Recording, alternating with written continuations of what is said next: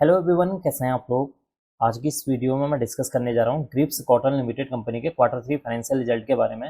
Company ने आज के दिन में 23 जनवरी को अपने दिसंबर क्वार्टर थ्री फाइनेंशियल रिजल्ट को डिक्लेयर कर दिया है, जो कि काफ़ी मिला जुला देखने को मिला हुआ है, या फिर आप कह सकते हैं कि एक पॉजिटिव साइड में देखने को मिला हुआ है। अब आपके सामने है कंपनी का क्वार्टरली रिजल्ट। क्वार्टरली रिजल्ट में डिस्कस कर लेते हैं सबसे पहले कि इस क्वार्टर में कंपनी को कितने करोड़ का मुनाफा हुआ है, यानी कि नेट प्रॉफिट के बारे में। देखिए, इस क्वार्टर में कंपनी को 6.68 करोड़ का नेट प्रॉफिट देखने को मिला हुआ है।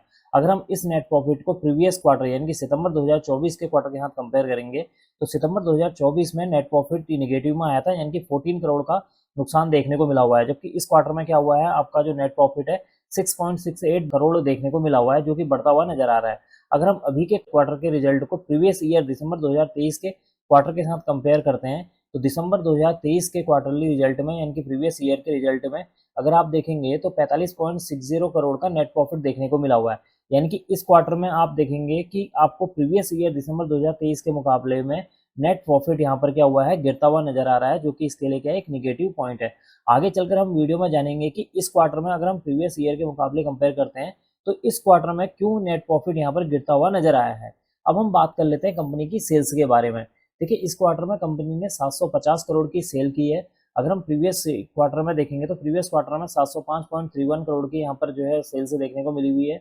अगर हम दिसंबर 2023 के साथ कंपेयर करते हैं तो दिसंबर 2023 में 665.38 करोड़ की सेल्स देखने को मिली हुई है। इसका मतलब कि अगर आप सेल्स को ईयरली वाइज देखें या प्रीवियस क्वार्टर के साथ कंपेयर करते हैं, इसमें एक अच्छी खासी जंप नजर आ रही है, जो कि इसके लिए क्या है, एक पॉजिटिव पॉइंट है। अब हम बात कर लेते हैं एक्सपेंसेस के बारे में। देखिए, इस क्वार्टर में कंपनी ने 710.93 करोड़ का यहाँ पर एक्सपेंसेस किया है। प्रीवियस क्वार्टर में ये एक्सपेंसेस 682 करोड़ के थे। प्रीवियस ईयर दिसंबर 2023 की बात करेंगे तो प्रीवियस ईयर दिसंबर 2023 में 630.02 करोड़ के यहाँ पर एक्सपेंसेस देखने को मिले हुए हैं। इसका मतलब कि इस क्वार्टर में कंपनी की जो है सेल्स बढ़ती हुई नजर आई है, जिसकी वजह से कंपनी के यहाँ पर जो एक्सपेंसेस है वो भी यहाँ पर बढ़ते हुए नजर आ रहे हैं। अब हम बात कर लेते हैं ऑपरेटिंग प्रॉफिट के बारे में। देखिए, इस क्वार्टर में कंपनी को 39.67 करोड़ का ऑपरेटिंग प्रॉफिट देखने को मिला हुआ है। अगर हम प्रीवियस क्वार्टर सितंबर 2024 में देखेंगे तो सितंबर 2024 में 23.03 करोड़ का यहाँ पर ऑपरेटिंग प्रॉफिट देखने को मिला था।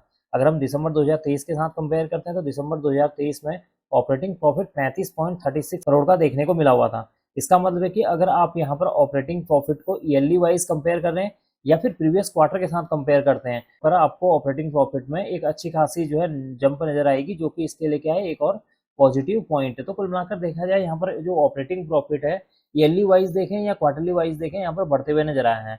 अब हम एक important point operating profit margin percentage के बारे में बात कर लेते हैं। देखिए, इस क्वार्टर में जो ऑपरेटिंग प्रॉफिट मार्जिन परसेंटेज निकल कर आया है 5.29% है। प्रीवियस क्वार्टर में 3.27% था। प्रीवियस ईयर दिसंबर 2023 में 5.31% का यहाँ पर ऑपरेटिंग प्रॉफिट मार्जिन परसेंटेज देखने को मिला हुआ है।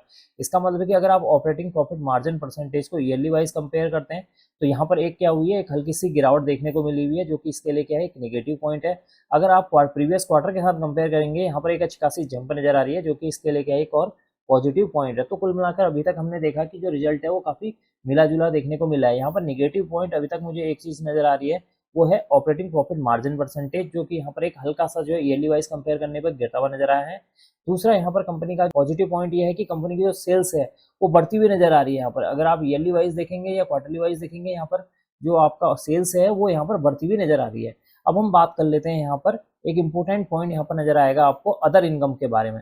देखिए, इस क्वार्टर में जो अदर इनकम निकल कर आई है वो है 17.81 करोड़, जबकि अगर हम इसको प्रीवियस ईयर दिसंबर 2023 में अदर इनकम को देखेंगे तो प्रीवियस ईयर दिसंबर 2023 में जो अदर इनकम है 61.58 करोड़ देखने को मिली हुई है। इसका मतलब कि इस क्वार्टर में जो अदर इनकम है उसमें प्रीवियस ईयर के मुकाबले एक अच्छी खासी गिरावट देखने को मिली हुई है, और इसी गिरावट की वजह से कंपनी का यहाँ पर जो नेट प्रॉफिट है उसमें आपको जो है काफी ज्यादा डिफरेंस देखने को मिल रहा है प्रीवियस ईयर दिसंबर 2023 और 2024 के। अगर आप डेटा को कंपेयर करते हैं, रिजल्ट को कंपेयर करते हैं, तो अदर इनकम की वजह से कंपनी की जो नेट प्रॉफिट है वो यहाँ पर गिरती हुई नजर आई है। बाकी कंपनी का जो सेल्स है उसमें अगर आप ईयरली वाइज देखें या प्रीवियस क्वार्टर के साथ कंपेयर करेंगे, उसमें एक अच्छी खासी जंप नजर आ रही है। ऑपरेटिंग प्रॉफिट को भी अगर आप देखेंगे, यहाँ पर एक अच्छी खासी जंप नजर आ रही है। अब हम एंड में डिस्कस कर लेते हैं ईपीएस के बारे में।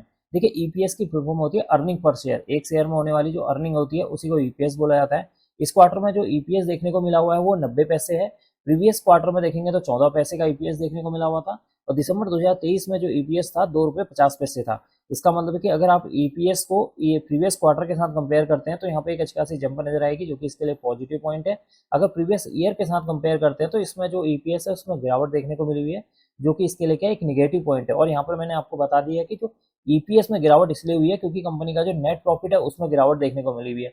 और कंपनी के जो नेट प्रॉफिट में क्यों गिरावट देखने को मिली हुई है, क्योंकि इस क्वार्टर में कंपनी का जो अदर इनकम है वो काफी कम आई है प्रीवियस ईयर के मुकाबले, जिसकी वजह से यहाँ पर आपको जो नेट प्रॉफिट है या ईपीएस है उसमें गिरावट देखने को मिली है। कंपनी का जो रिजल्ट है मुझे पॉजिटिव साइड में ज्यादा नजर आ रहा है, क्योंकि कंपनी की जो सेल्स है अगर आप उसको प्रीवियस क्वार्टर के साथ कंपेयर करते हैं या प्रीवियस ईयर से कंपेयर करते हैं उसमें एक अच्छी खासी जंप नजर आ रही है। एक और निगेटिव यहाँ पर मुझे पॉइंट नजर आया है कि कंपनी का जो ऑपरेटिंग प्रॉफिट मार्जिन परसेंटेज है, जिसको जो है मार्जिन परसेंटेज भी बोलते हैं, जो ऑपरेटिंग प्रॉफिट मार्जिन परसेंटेज है वो यहाँ पर ईयरली वाइज एक हल्का सा यहाँ पर गिरावट देखने को मिली हुई है। लेकिन अगर आप प्रीवियस क्वार्टर के साथ कंपेयर करते हैं तो उसमें एक अच्छी खासी जंप नजर आ रही है। अगर आप ईयरली वाइज कंपेयर करेंगे तो यहाँ पर एक हल्की सी यहाँ पर गिरावट देखने को मिली हुई है, जो कि इसके लिए क्या है एक नेगेटिव पॉइंट है। ओवरऑल देखा जाए जो रिजल्ट है काफी जो है आप कह सकते हैं कि मिला जुला देखने को मिला हुआ है, या फिर एक पॉजिटिव साइड में मुझे जाता हुआ नजर आ रहा है। अब देखते हैं कि कल के दिन यानी कि 24 जनवरी के दिन बड़े प्लेयर इस रिजल्ट को किस तरीके से लेते हैं और किस तरीके से जो स्टॉक का जो प्राइस है